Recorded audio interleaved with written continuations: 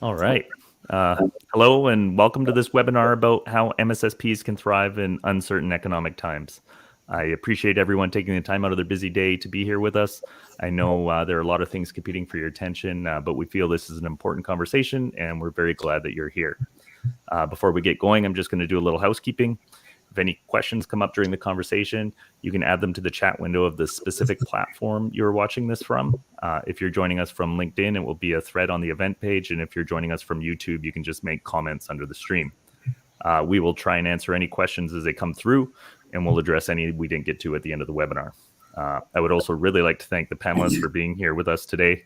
They're all very busy people, and it's an honor to have them here sharing this valuable knowledge with us. I will start the introductions and then pass it on to Paul, and then Larry, and then Ariel. My name is Christopher Luft. I'm the Chief Creative Officer at Lima Charlie. We make cybersecurity tools and supporting infrastructure for mature MSSPs, and I have a background in computer science and software engineering and come to security with that lens. Paul? Yeah, hey, great to be here, Chris. Thanks, everybody, for attending today. So I'm Paul Caiazzo. I'm a Chief Growth Officer at SnapAttack, which is a platform that helps you translate threat intelligence into detection content in any SIM or EDR you happen to be using. And previously in my career, I co-founded that MSSP called TrueShield, which I sold after about 10 years of running it to private equity to create the company Avertium, where I was formerly head of corporate development and also CISO.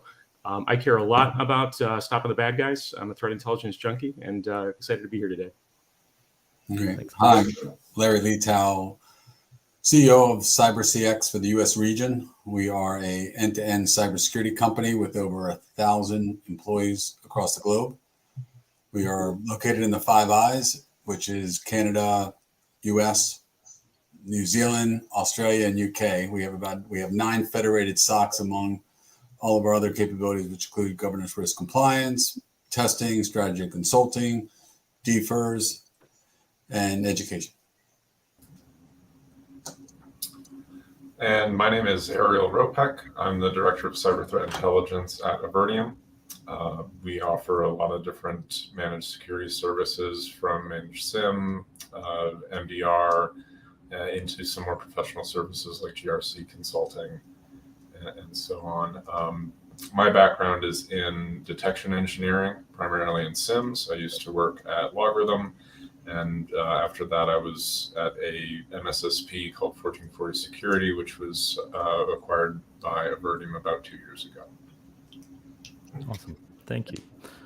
So I'm just going to throw it right out there. Paul, maybe we'll start with you. What do you think the biggest challenges are facing MSSPs today? Well, I think there are many. From my perspective, I think the hardest thing that MSSPs have to solve for is obviously protecting their customers. But the challenge there, I think, is bigger than just fighting the bad guys, because MSSPs uniquely have to manage maybe hundreds or perhaps thousands of different environments and different sets of tools to try to drive that same sort of detection outcome. And that's a tricky thing to do. Tricky thing to do at scale and to do efficiently and consistently. So that, I think, managing that technology aspect of it's one, real significant problem that typically, you need some very, very smart people to solve. Some of the guys on this panel, I would definitely consider in that characteristic. But the problem with that is our industry has such a dearth of talent. And I think everybody realizes that there's just not enough people to go around. And so throwing bodies at the problem, doesn't work, or at least it doesn't scale well. And I think that's one of the other big challenges I see most MSSPs have is just, finding the right talent, retaining the right talent, and laser focusing them on protecting their customers.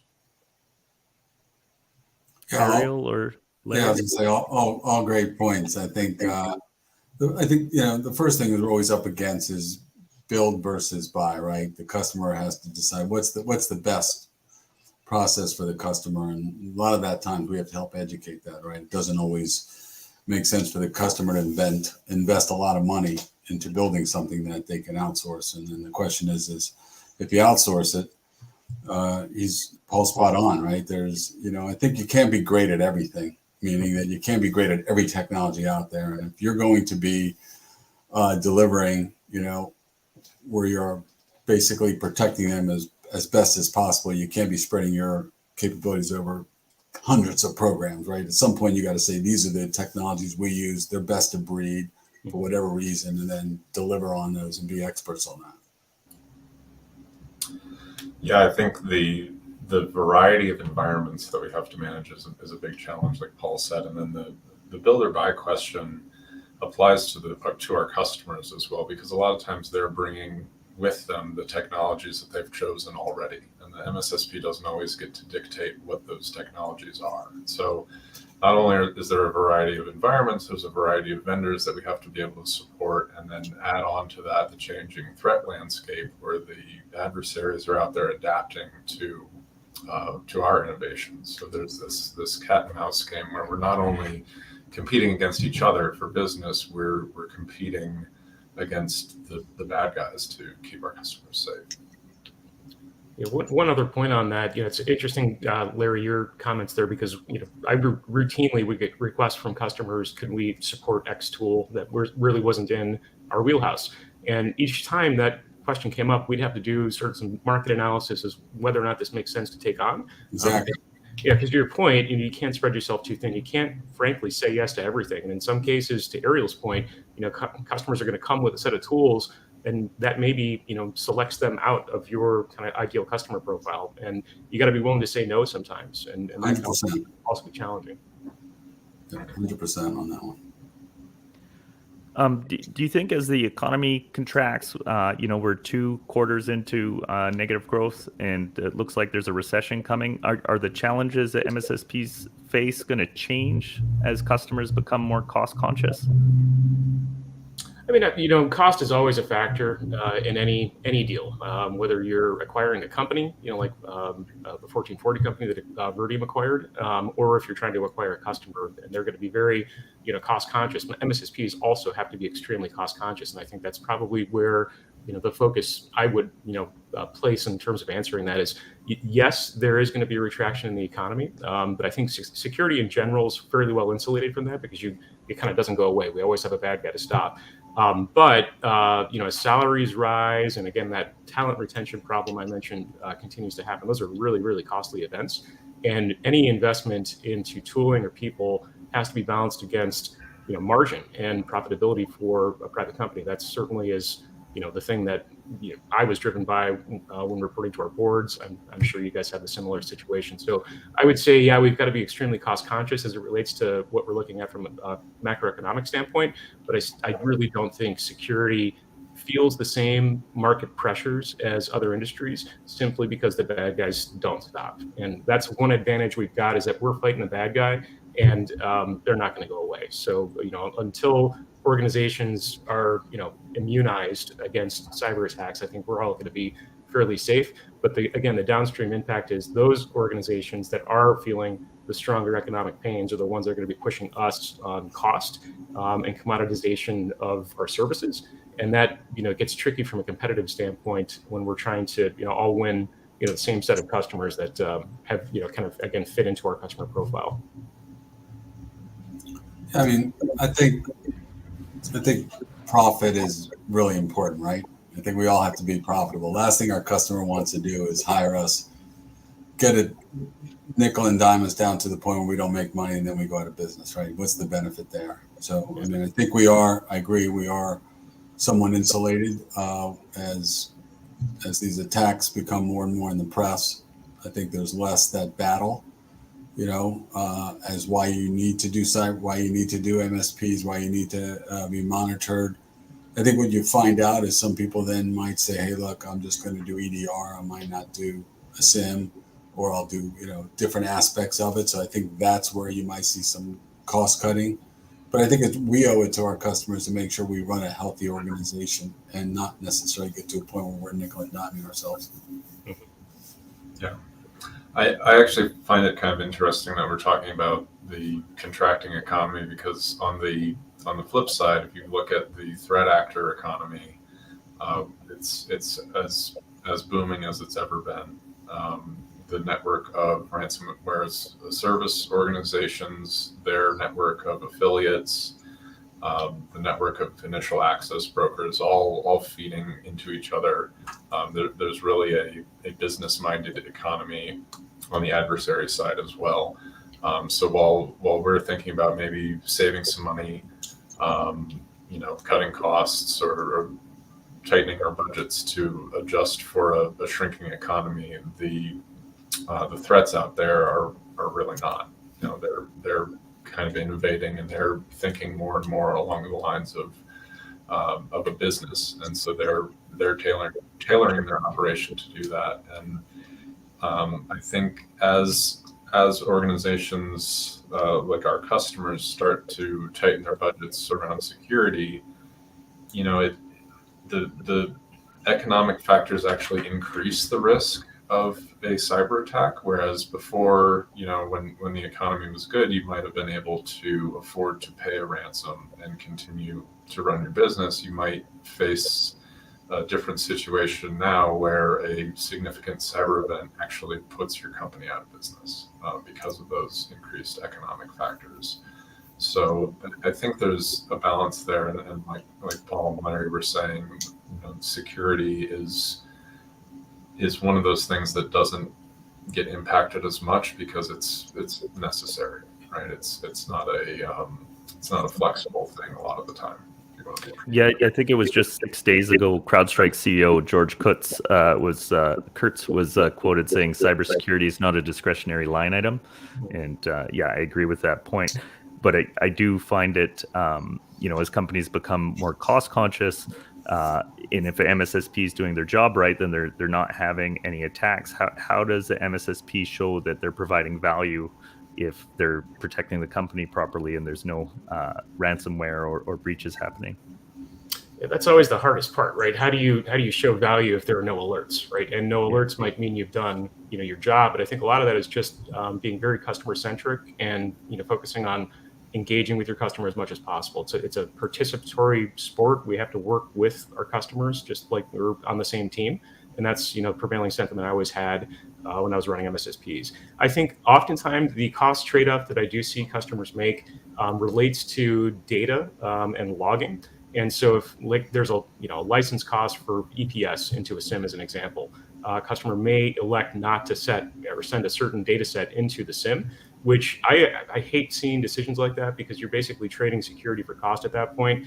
As threat hunter, incident responder, I would prefer to have the broadest set of data as I possibly could, because coverage gaps equate to incidents or lead to incidents. And so that was always a way that I think again, we try to present additional value by helping people make the right decisions like that, so that they can feel confident that they've got coverage across everything that they do. I think other ways that you can show value, even if there are not necessary alerts, is by enriching that customer experience with things like threat intelligence reports, or directly engaging with them on training, or maybe the adjacent services that sit outside of traditional MSSP work, but relate to like the GRC stuff that both Larry and Ariel mentioned. So I think there's a lot of different ways to show value outside of just the monitoring and alerting aspect of it. And quality reporting obviously is a big component of that too.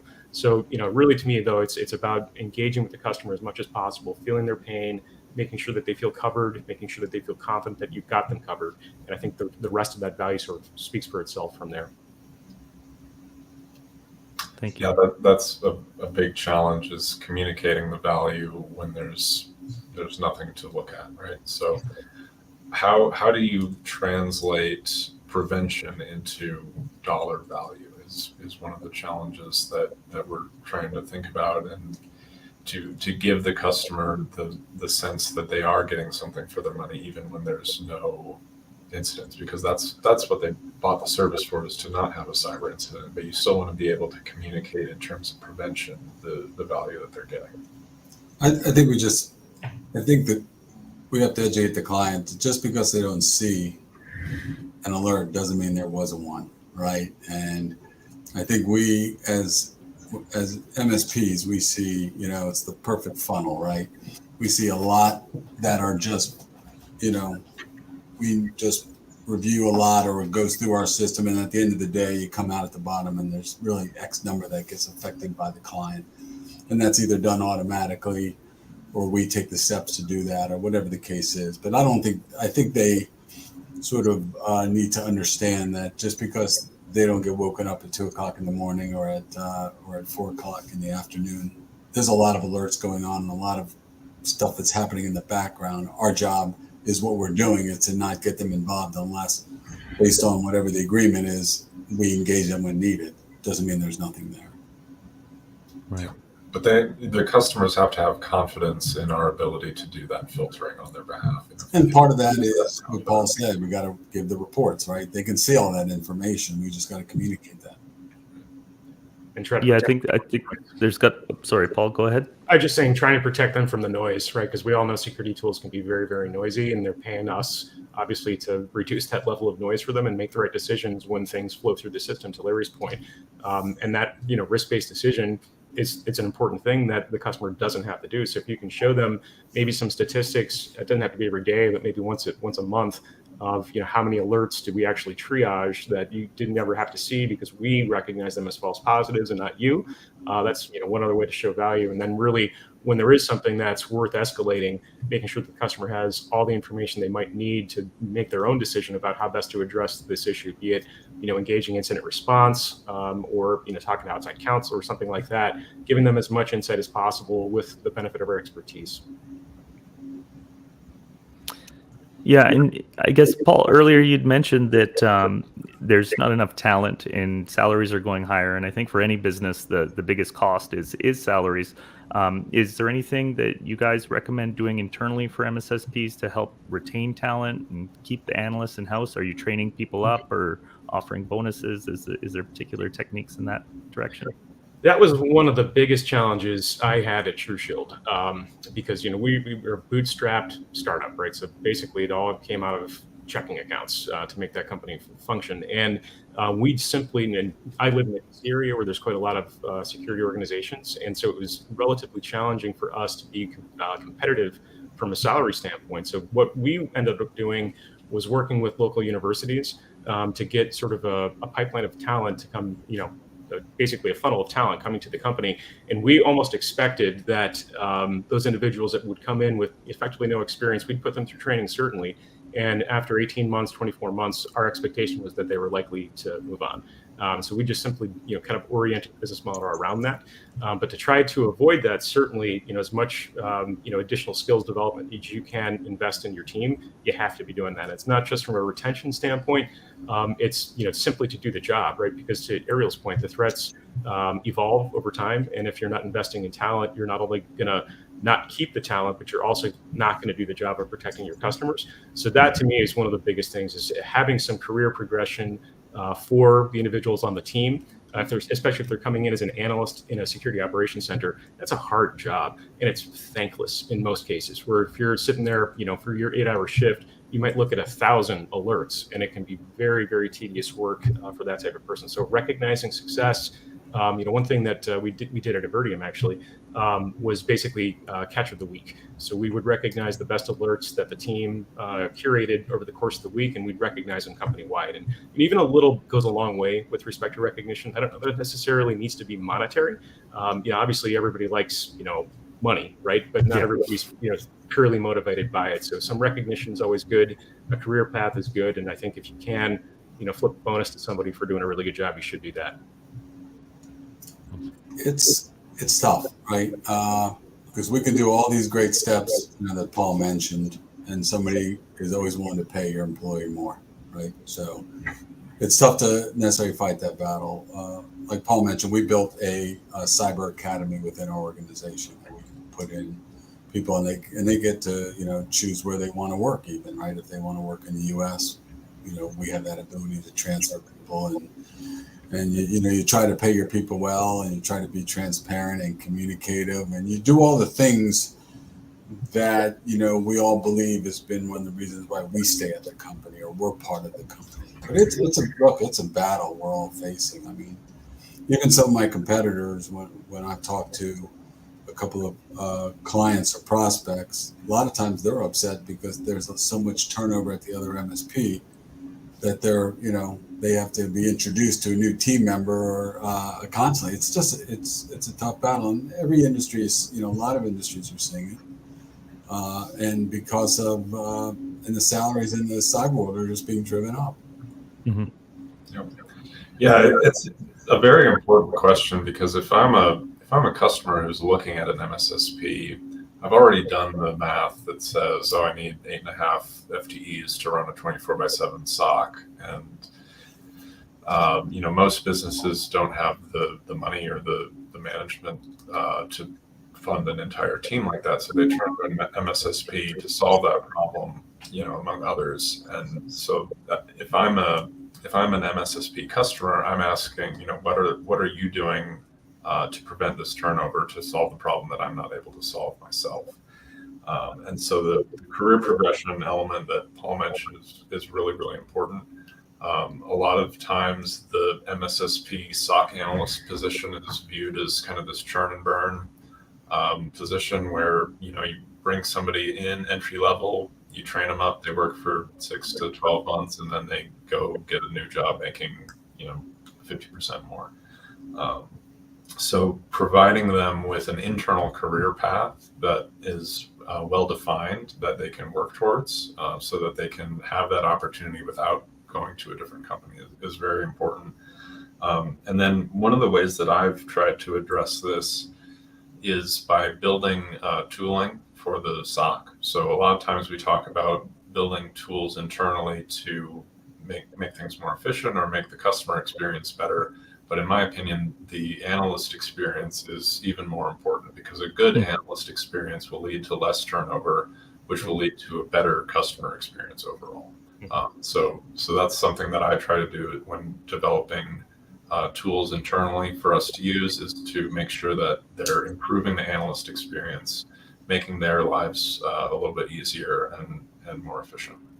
That's a really good point, Ariel, because I think the turnover aspect is not just going to be costly to the MSSP, but if you think about what I was talking about earlier around engaging with your customers, that you have a relationship with them and they can see the value of the work. If that team turns over, then you've lost a huge amount of both, personal capital invested into that customer relationship, but also a lot of institutional knowledge has been lost as well. Mm-hmm. So you lose that knowledge which helps you better protect that customer. So to your point, yeah, it absolutely stands. If the analyst experience is not great, then the customer experience is probably also not going to be great. And there's a chance that, again, turnover could really hurt a relationship, both, on the customer side too. I've had situations where a CISO who'd contracted us to protect them might leave, go to a different job. I think CISO average retention time is something like 2 years. So the new CISO that came in obviously had, a set of tools or, service providers that they'd worked with in the past.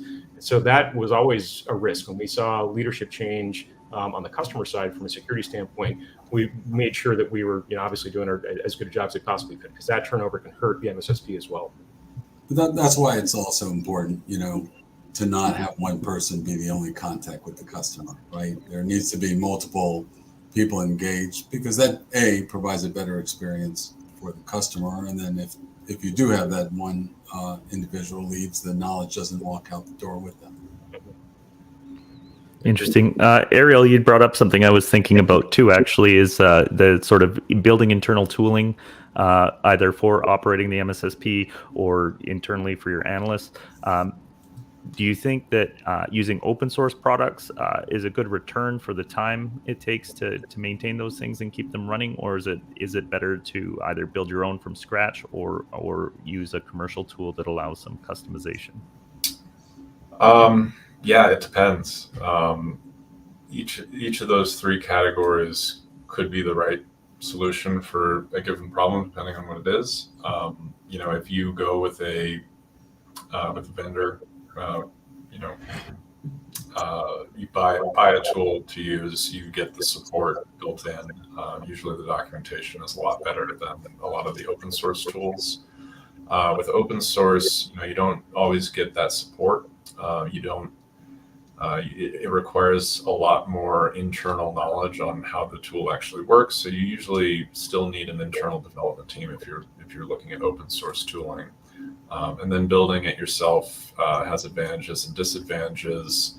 What I've found in the past, in my experience, is that the MSSP is really focused on the services. So providing the ongoing services, there may be a small internal development team, but they don't always have the full backing of the business, because the primary focus of the business is the ongoing services. So that makes building your own tools from scratch a challenge, but it is still sometimes worth it.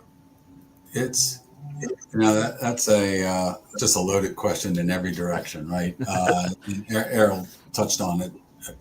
All great aspects. I mean, for us, we want to use best of breed. I think part of it is they're heavily invested in, right? So they're usually at a very high level. One is they're a little bit, in many cases, you can do small customizations, which we do for our customers or our client base. Building it yourself, I think sometimes the clients look at that as locking them in for us. We don't want, we sort of, I think there's, companies are very successful doing it. So no way saying it's you shouldn't do it, but I'm saying for us, it's a way not to say, look, if the customer is for some reason unhappy, we don't want to lock them in and say, now everything that you've done with us is lost. We want to be able to give them that freedom.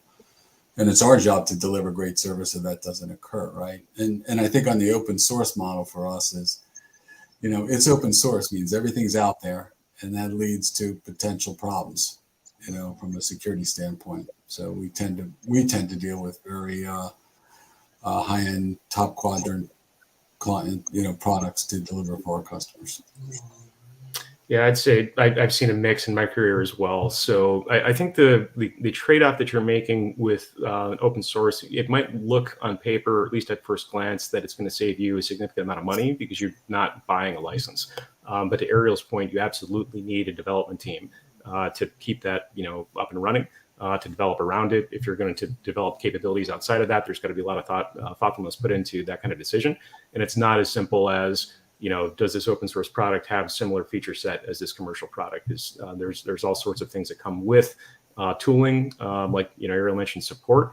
I think the other thing that comes with tooling for an MSSP that does it right is the go-to-market relationship with that commercial vendor, which is actually quite helpful from a business development standpoint. Because if the MSSP can do things like joint marketing with perhaps a large SIM vendor, like Lima Charlie, or an EDR, name your tool, I think that's quite beneficial to be able to exhibit to a customer base that you have expertise there, and can also show things from that expertise standpoint, like what level of partnership have we achieved through certification, things along those lines. Those are always really, really valuable, kind of proof points to how, again, confident a customer should be in your ability to protect them.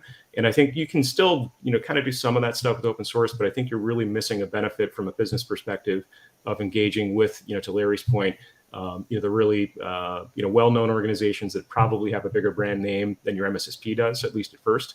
And that's I found to be quite helpful. It's something that I successfully did at TrueShield with Alien Vault, and then again at Avertium with LogRhythm and Alien Vault and a handful of others. Where we're at now at SnapAttack, we're very, very vendor agnostic, so that our job is to try to help content be portable across tools, so that, to Larry's point, we're not locking somebody into one specific tool, and also making jobs like what Ariel does, much easier in terms of managing consistency and threat detection across a wide variety of tools. And that was one of the reasons why I was excited to come to SnapAttack from Avertium, a company that I helped co-found, was because it solves specifically some of those problems around consistency and vendor lock-in, and making sure that analyst experience is good, customer experience is good, et cetera. Thanks. The last one I got here, and I put it out because I'm actually curious myself. Do you guys work with insurance providers at all? And is that ever pitched to a customer as a way to lower their overall costs? Go ahead, Larry. I was going to say we work with insurance companies, but you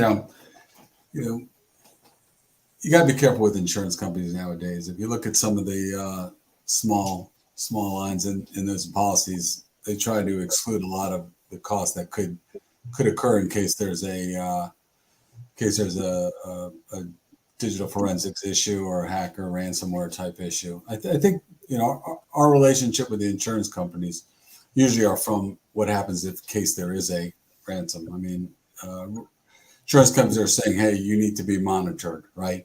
You need to have CMMC or certain kind of NIST standards or whatever the compliance that they want. They're trying to do everything they can to have you invest so much money where they don't have to shell out money on the back end. right? Hence the insurance model, right? A couple of years ago, they got killed, which is why they put in all these clauses to do it. So we work with them.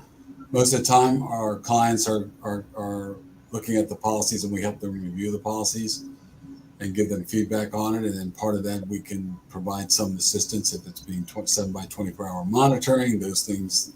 But then I think our relationship, and it can be a difficult one, because you could be an adversary to an insurance company, is if there is a ransomware attack, they want to know the information as soon as possible. But your alliance relies with the customer, and you might not be able to give that information until the customer transfers that. Yeah. Yeah, similar experience from my side. So working with insurance companies from a relationship standpoint, I think a lot of, to Larry's point, over the last 2 years, insurance has just been crushed by cyber incidents. And so their entire risk models, they've had to redo them. And some of the things that they've asked is for even to be insurable at all. It's not really about buying your cost down, but to simply be insurable, you have to have things like multi-factor authentication and EDR. And those are mandates in policy underwriting. And so in that way, we do help customers even just achieve, insurability. But typically, the costs that I've seen have just escalated tremendously over the past couple of years from a premium standpoint. And it's reasonable that the insurers are sort of changing what's required to be insurable simply because of how badly they've gotten beaten up by ransomware actors. And I guess, to Blair's other point, the most common way that we would interact with insurance organizations was incidents, where an insurer has an incident, or insured has an incident that might not even be a managed services customer. It might just be somebody that comes to us off the street. They've got an incident, and of course, insurance is involved in that. And you usually also have outside counsel involved in that. We're all trying to help get them through the incident as quickly as possible. But there is situations, I've seen them arise, where there is sort of an adverse relationship between the security provider and the insurer. And then also, counsel has a different role in that entire situation as well. Our job is really present the facts and try to get the customer through the incident from a security perspective as well as we possibly can, and then let the business make the financial decisions around, is it better for us to pay the ransom or not? Does our insurance cover the ransom? And then with the protection of counsel, making sure that you don't have any significant downstream liability risks if there happens to be, customer data that's exposed, or contractual risk if, again, data is exposed on the dark web or something along those lines.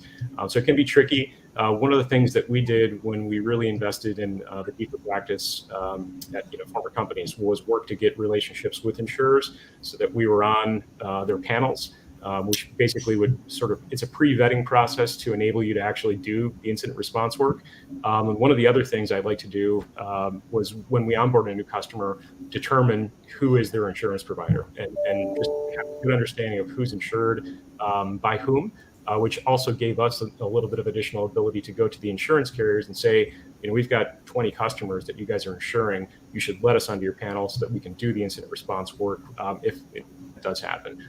So it's important to invest in those relationships with insurance, but I wouldn't say it's so much that we're helping them negotiate lower rates, because I think the market is sort of setting itself and dictates what premium should be as the insurance industry learns more, from an actuarial standpoint. Yeah, what was it? The Target breach a few years ago, where they were able to rebuild their entire infrastructure essentially using their insurance payout. And nowadays the insurance only covers rebuilding the environment to exactly how it was, even if that is horribly insecure. So the insurance companies have definitely gotten wise. They probably got taken advantage of a little bit early on before everybody really understood the complexities of the situation. But to Paul's point about having that relationship with the insurance providers, is very important and a big challenge, because we've had incidents where our DFIR team airdrops in and starts helping recover a ransomware event, and then a few days later the insurance provider comes in and says, well, you're not on the approved response list, so we can't give you any of this insurance money. Customer has to go find a new response provider to finish the engagement. And as a result of that, there's now this kind of early negotiation call that happens before the incident response team even gets to start, where they get to, they have to sift through the insurance documentation and see, can we actually get paid for this work? And the people who suffer from this are the victims of this, security incident, right? So they're in an emergency state. They need some help right now, and we're sitting back like discussing the exchange of money in the meantime. And that's something I think we need to solve collectively, because it's not fair to these organizations who are already the victim of a crime to use that as kind of a bargaining chip for monetary gain. Just remember, the insurance companies have one goal, right? They don't want to shell out the money. Yeah. And so it's, and it makes me laugh when they say, hey, you have to use one of our approved vendors, because, that would be like going to sue somebody and the person you're suing says, well, if you're going to sue me, you can only use these three attorneys that I've approved. And you would never do conflict. that. Yeah. Right. You would never do that. So, a lot of times, we tell the customers, pick your own person, tell the insurance company this is what you want up front, you want this approved up front, or you look for another insurance provider, because in the long run, they don't have your best interest in mind if they're going to dictate who you must use. Yeah, I agree with that. And it does create a really awful experience for that victim. Because typically, take a serious ransomware incident, you've got the CEO, the leadership team on a conference call, and you're just trying to get them back up and running as quickly as possible. And it can be very challenging to get over that hurdle. And one of the things that as we were negotiating the carrier relationships, with the insurance providers to be on those panels, was the vetting process really mostly revolved around the rate. So what are you going to charge? That was primarily it. It wasn't about expertise or anything along those lines. It's what rate can the insurance company negotiate to keep their costs down. So to Larry's point, I agree. They definitely have their own business interest in mind. Not to say that insurance is a blanket statement just bad as an industry. I don't think it is. I think it's required. Definitely has saved some organizations, from really going out of business. And I've seen that happen as well with very large ransom payments that the insurance company did cover. Thank goodness, because the company wouldn't have been able to do it otherwise. So there is value in that relationship. And I think there's, one other thing that's, again, kind of adjacent to this conversation. Ariel, you mentioned these are victims of crimes, and that's absolutely true. And I think one of the other things an MSSP should do is have relationships with law enforcement, whether that be local law enforcement where you have customers, or preferably federal law enforcement like the FBI and the Secret Service. I found that to be really helpful. One of the things that we were able to work out with FBI was we would basically have sort of advance notice for threat intelligence reports, and we'd also be able to give them information about what we were observing happening in any given customer environment. If there was some attributability that we could accredit and be able to provide them information, it was always very helpful and very welcome by them. And also in some incidents, we would basically toss it over the wall and say, you ever seen anything like this before? We think it's this ransomware actor. What are some of the initial access steps these guys typically have taken in your experience? And that's kind of given us a leg up to be able to get to the answer more quickly. So that's also, I think, a valuable relationship, kind of related to the insurance conversation, because really insurance is only going to get called if there's a crime that's been committed. So I found that to be helpful. Interesting. Yeah, I always assumed that there would be existing relationships and that customers would pay less if they had MSSP coverage for their business. But I'm assuming that the insurance then just dictates they have to have an MSSP before they can be insured. So, not a collaboration like I assumed. It sounds adversarial, which is too bad. Yeah, what's also funny from that perspective, Chris, is the MSSP's ability to get insurance is changing dramatically as well. And I know that again, Verdium, last MSSP was involved in, our insurance costs went up significantly year over year, simply due to the fact that if you think about the relationships that the business really of an MSSP is protecting many organizations, there's a lot of potential liability just in how an MSSP operates. And if there was a customer incident downstream, is there a chance that customer can litigate against the MSSP? Answer is maybe. And so insurance is certainly looking at that and taking the approach of raising costs significantly. And I'm sure Larry, your organization probably experienced a similar thing, but it was, I think, at least triple the amount of money from a premium standpoint. I mean, And is that through negligence on the MSSP's part where they'd be liable, or as an attack vector to get to the More so client? the supply chain attack factor, not necessarily Okay. negligence. And I certainly wouldn't want to give the impression that we at Avertium were in any way negligent. We didn't no, do a very good for job. sure. Yeah.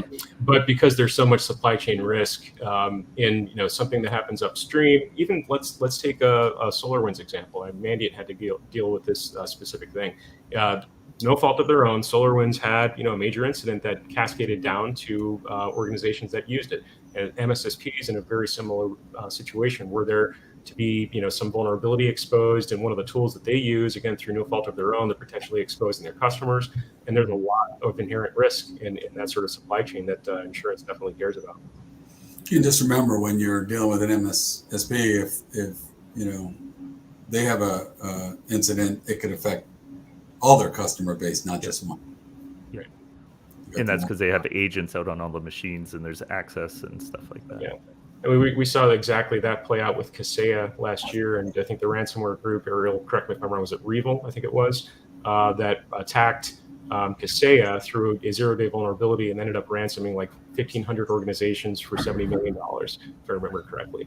I don't think that ended up getting paid out, but that's sort of a nightmare scenario for the MSSP, and definitely one that kept me up at night. Yeah. Yeah, MSPs and MSSPs are high value targets for threat actor organizations because of that sort of exponential access that compromising one of those organizations would give them. I mean, look, it's getting encrypted, right? First, the data was getting encrypted, then the infrastructure was getting encrypted.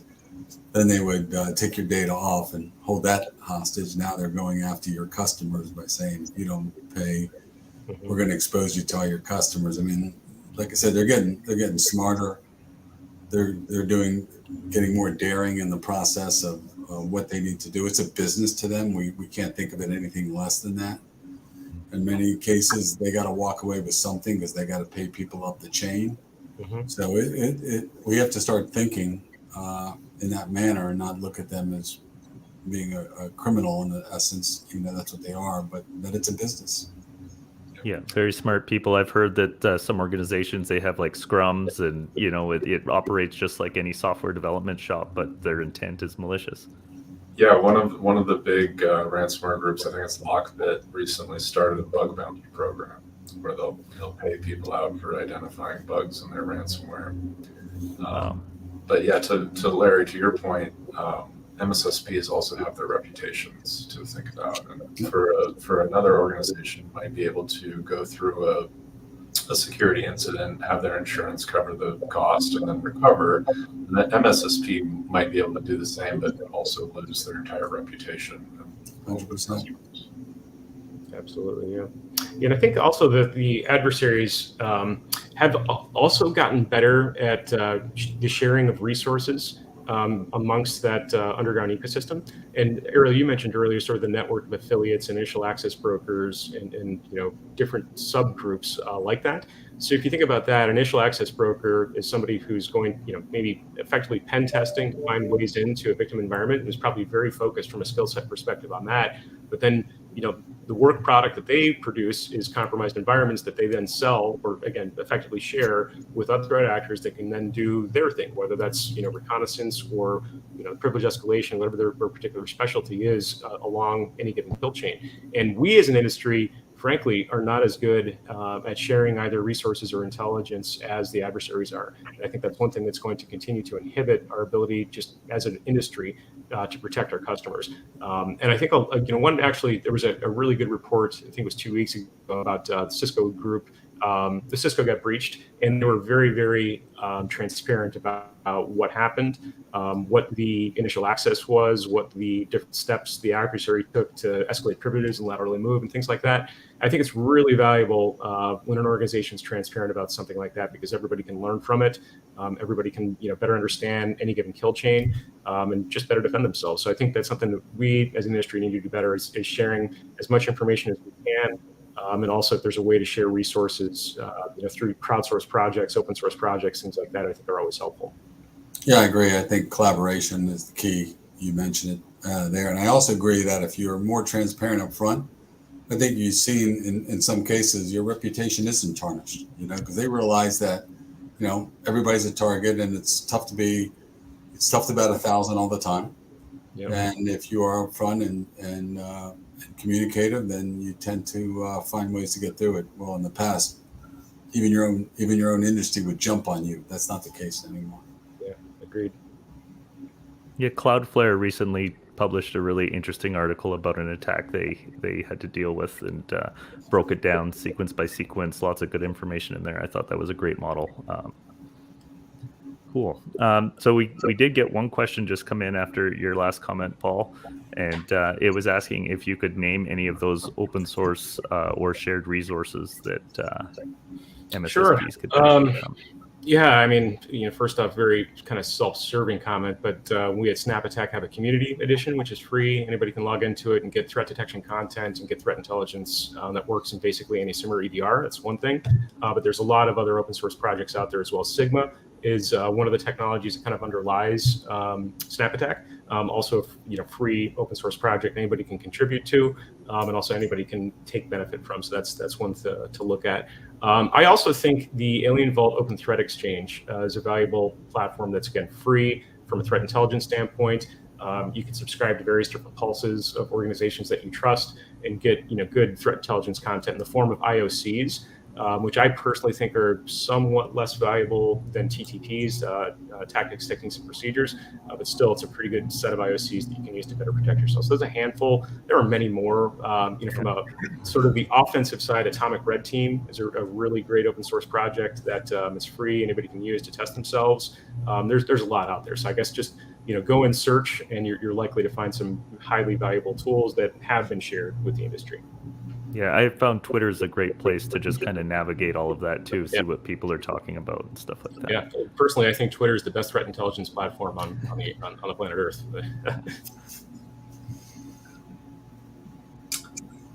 True. All right. And I think there's a lot of great podcasts out there too. And I would say that if you have some free time while driving and other things, there's some great podcasts out there that I think we all listen to. Yeah. Any specific ones you can recommend? Risky Biz. Put you on the spot. Risky Biz is one. Risky Biz. I like Darknet Diaries personally, and Malicious Life I think is another good one. Yeah, so just to chime in on the information sharing and intelligence sharing, Paul, what you were mentioning earlier about relationships with law enforcement can be a great method of intelligence sharing, using those organizations as sort of a filter. There's also the ISACs, which historically have been challenging for MSSPs to join because historically they've wanted to charge the MSSP for each of their downstream customers to join. But there's still opportunity if you have customers who are members of their specific ISACs. You can leverage that on their behalf. Yeah, absolutely. I think ISACs are great in that they foster the sharing of information amongst that specific group, whether it be vertically oriented or something along those lines. I think some groups are better than others with respect to what information is shared amongst that ISAC. I think FS ISAC is probably the most mature out of all of them. But it's still, again, I have to say much of the information that I've seen shared in ISACs really does relate around IOCs. So IPs that they've observed, domains they've observed, hash values, things like that. And while again, I'm going to restate this, while there is value in IOCs, I think we need to be looking at behaviors and again, TTPs, because it's way too easy for a bad guy to change an IP address or re-roll their malware so that the hash is different. Really, really easy to do. And so, there is value in them again, but I think you got to be looking beyond the IOC. Yeah. All right. What do you think about a MSSP ISAC? It's a great idea. We should probably create one. Are we going to huddle after the call? Well, I will say, so I've had this conversation with a bunch of technology vendors, in the EDR and SIEM space. And one of the things that they consider to be their competitive advantage is the intelligence that they've got. They've got smart people developing threat intelligence. And so giving that away or sharing it with the competitor is not really in their best business interest. And I think that's also something that's got to change, especially for really critical incidents that might impact national security or something along those lines. There's got to be some mechanism to share information amongst those organizations. I'd imagine a similar challenge would exist within the MSSP space. You'd have certain organizations that would want to participate in that, and probably others that would disqualify it, just simply from that competitive standpoint. Right, but if you don't share those IOCs from previous incidents, then the attacker doesn't have to get a new IP address. They don't have to re-roll their malware. So if you're not sharing the intelligence, then it makes it a lot easier for the adversaries to keep reusing their infrastructure. 100%. So yeah, we got to figure out some way of overcoming that inner competitiveness amongst businesses, because again, the ones who suffer from that are the customers and the victims of these attacks. Yeah, and I would hope as security becomes more and more important, it's one of the fastest moving areas of technology, and people realize how important it is to keep our infrastructure running, that zero sum mentality might go away. There's enough for everybody to build successful businesses, and we really do have to work together to create that solid posture, or else nothing's going to work. Yeah, as listening to Admiral Rogers, the former head of Cyber Command, about a month ago, say you just can't write a check to get out of every problem you have with cyber. So, yep, team sport. Right. There we go. I think that's a great spot to leave it then. Thanks, you guys, for joining us on this call. I thought it was a great conversation. Maybe we'll do it again sometime. Thanks, Chris. Thank you. Okay. Take care. Bye. Bye-bye.